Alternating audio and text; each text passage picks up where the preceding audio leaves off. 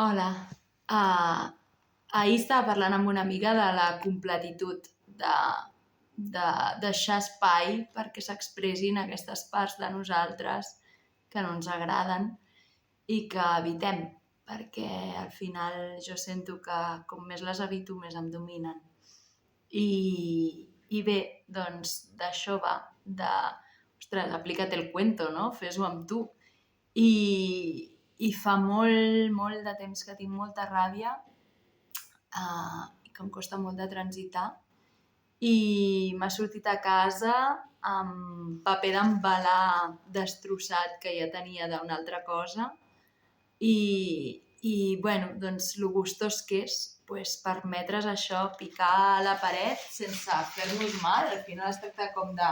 M'he posat una cançó que de fet ha vingut sola i era com si fos la més adequada del món per fer això, no? I ha estat com, vale, doncs vaig a permetre'm només aquesta cançó, però realment, a donar-ho tot en aquest destrossar, des d'un lloc de cuidar-me a mi, amb la veu col·locada greu, picant a una distància que no m'estigui donant cops amb les mans, amb els genolls doblegats. Ara estic com molt teòrica, però bueno, això és el que he fet, no?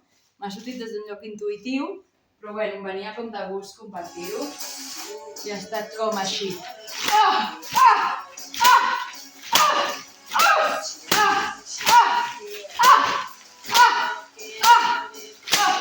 Com donant el temps perquè cada picada tinguis temps de sentir-la, de donar-li l'espai que necessita el cos per tornar-se a recol·locar. Si venen llàgrimes, doncs transitar-les, o sigui, és com deixar anar tota aquesta fúria que hi ha dintre i que té dret també a ser-hi i sense espant, això no vol dir que jo sigui una persona agressiva, vol dir precisament que deixo més que aquesta part no em controli la meva vida, la deixo sortir en un espai segur i fins aquí, després puc tornar a la meva calma. I bé, us ho recomano. Ho deixo aquí. Vinga, que vagi bé. Adéu.